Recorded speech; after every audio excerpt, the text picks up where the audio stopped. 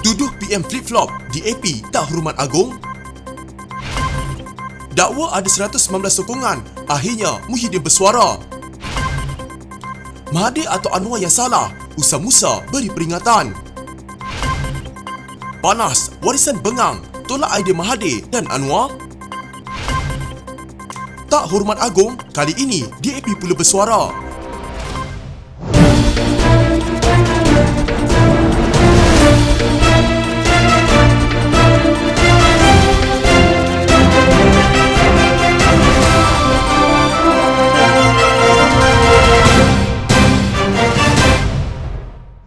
Panggil dan membubarkan parlimen itu kuasa Yang Pertuan Agong. Jadi kalau saya sebut date, saya dah mendahului Yang Pertuan Agong. Tak boleh. DAP punya perangai mungkin dia tak hormat Yang Pertuan Agong. Tapi saya hormat Yang Pertuan Agong.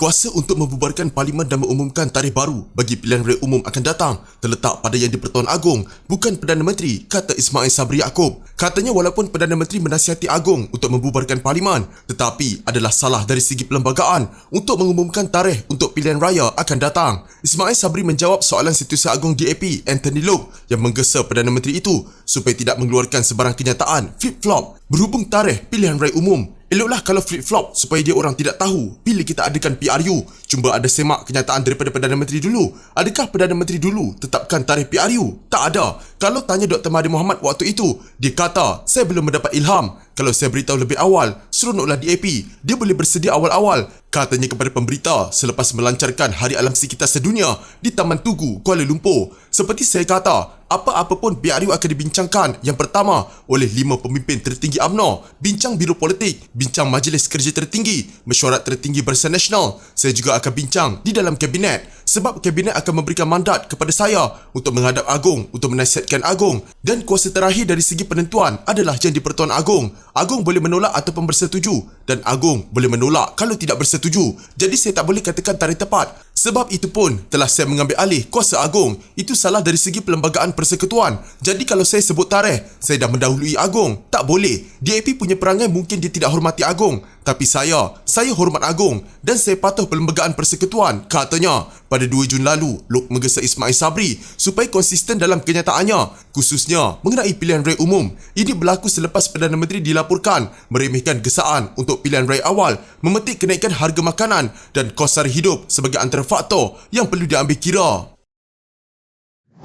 Presiden Bersatu Muhyiddin Yassin menafikan dia mendekati pemimpin politik dan memberitahu mereka dia telah memperoleh majoriti untuk kembali sebagai Perdana Menteri. Ini selepas Presiden Warisan Syafiee Apdal menuduh Muhyiddin 2 bulan lalu berjumpa dengannya dan mendakwa mendapat sokongan 119 ahli parlimen. Sebanyak 111 ahli parlimen daripada 220 kerusi diperlukan untuk majoriti. Berita harian memetik Muhyiddin menyifatkan dakwaan itu sebagai tidak benar. Dia mengesahkan bertemu dengan pemimpin parti bukan Barisan Nasional tetapi berkata ia adalah untuk membincangkan pengaturan untuk menentang Barisan Nasional secara langsung pada pilihan raya umum ke-15. Perkara ini dibincangkan secara tidak rasmi apabila terdapat beberapa ahli politik dari parti pembangkang yang menemui saya selepas pilihan raya negeri Johor. Rata-rata berpendapat cara terbaik untuk menghadapi PRU 15 ialah dengan mengusahakan formula 1 lawan 1 menentang Barisan Nasional, katanya. Muhyiddin berkata kejayaan Barisan Nasional dalam PRN Melaka dan Johor adalah disebabkan undi pesaing mereka berpecah. Susulan itu saya mengambil inisiatif untuk berhubung dengan pimpinan parti selain Barisan Nasional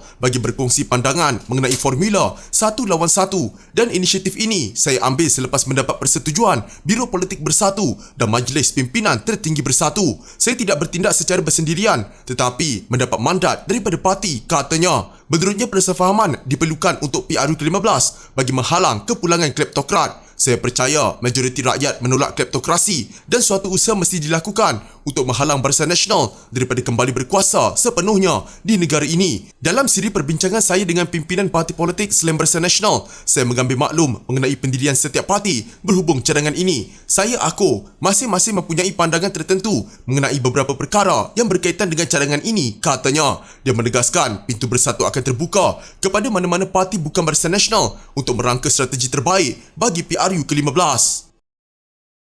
Kenapa tiap-tiap masa orang lain semua kena ikut syarat Tun saja? Every time Tun yang kena bagi syarat.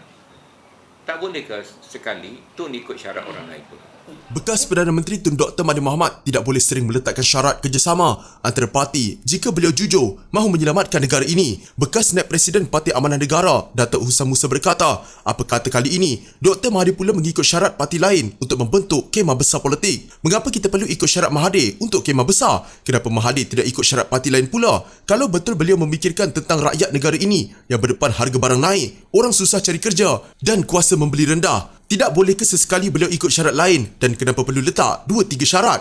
Katanya pada sidang media. Beliau sebelum ini mengadakan sidang SAFE Kelantan mengenai pembalakan di negeri itu. Husam mengulas kenyataan Dr. Mahathir yang mengakui hanya kerjasama antara parti-parti politik termasuk pembangkang di bawah kemah besar boleh menumbangkan Barisan Nasional dalam pilihan raya umum ke-15. Namun pengerusi Parti Pejuang Tanah Air itu berkata, Pejuang menolak kemah besar itu jika ia diterajui sama ada oleh Presiden PKR Datuk Seri Anwar Ibrahim atau Presiden Bersatu Tan Sri Muhyiddin Yassin. Dr. Mahathir juga berkata, beliau masih lagi Perdana Menteri jika bukan kerana langkah Datuk Seri Anwar Ibrahim. Husam menambah, fakta perlu diperbetulkan bagaimana berlaku kejatuhan Kerajaan Pakatan Harapan pada 2020.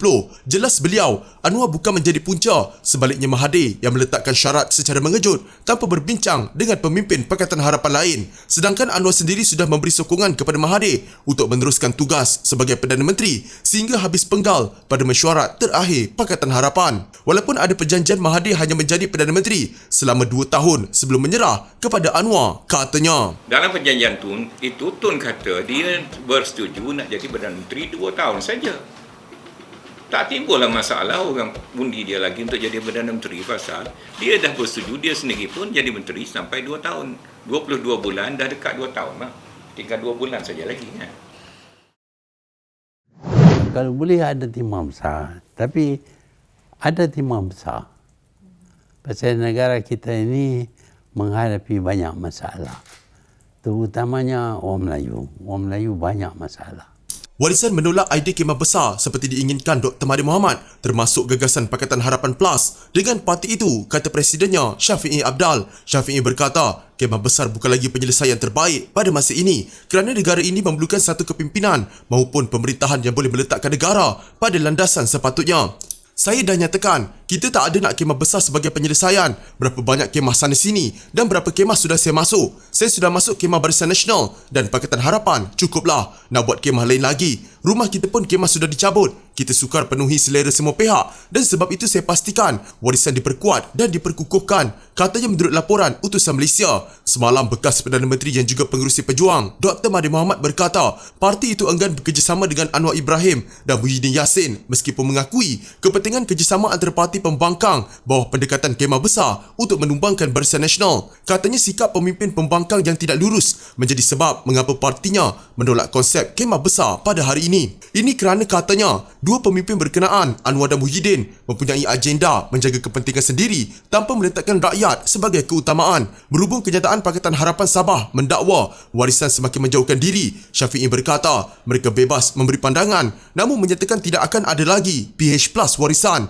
Namun di pihak pembangkang, jika ada isu berhubung dengan kepentingan negara dan Sabah, mereka akan bersetuju. Shafie berkata pendirian warisan cukup jelas bahawa parti ingin memperkuat rumah terlebih dahulu sebelum sibuk melihat rumah orang lain. Setiausaha Agung DAP Anthony Loke menyatakan rasa hairan terhadap Perdana Menteri Ismail Sabri Yaakob yang menyasarkan DAP berhubung pilihan raya umum, sedangkan katanya pemimpin UMNO yang mendesaknya untuk mengadakan awal yang tekan Perdana Menteri untuk bubarkan Parlimen ialah pemimpin UMNO. Yang disalahkan pula ialah DAP. Ini pun salah DAP, kata Loke dalam satu kenyataan. Ismail sebelum ini berkata, walaupun dia boleh menasihati Yang di-Pertuan Agong untuk membubarkan Parlimen, kuasa akhirnya terletak pada Agong. Justru Ismail Sabri berkata, dia tidak mahu melangkaui kuasa Agong dan seterusnya, mengandaikan DAP mungkin tidak mempunyai rasa hormat yang sama. Loke berkata, DAP tidak pernah mempertikaikan kuasa Yang di-Pertuan Agong untuk membubarkan Parlimen yang termaktub dalam Perlembagaan Persekutuan. Yang saya kritik Perdana Menteri ialah kerana beliau Ismail Sabri memberikan kenyataan dan mesej yang tidak konsisten. Saya tak pernah kata bahawa Perdana Menteri mesti sebut bila tarikh pembubaran Parlimen, kata Loke. Loke terdahulu mengkritik Ismail Sabri yang disifatkannya sebagai flip-flop dalam membuat kenyataan mengenai bila pilihan raya umum akan diadakan. Ismail Sabri ialah Naib Presiden UMNO. Ini selepas Ismail Sabri memperkecilkan tinjauan awal awal dalam temu bual dengan DK, tetapi kemudian mengisytiharkan bahawa dia tidak akan menangguhkan PRU jika Barisan Nasional bersedia apabila berdepan tekanan daripada Presiden UMNO Ahmad Zaid Habidi. Saya rasa kenyataan Perdana Menteri hari ini sebenarnya dituju kepada pemimpin UMNO yang tekan dia untuk bubar parlimen. Cuma dia tak boleh sebut orang UMNO tak hormat agung, jadi DAP menjadi mangsa kepada pertelingkahan dalaman UMNO, kata Loh.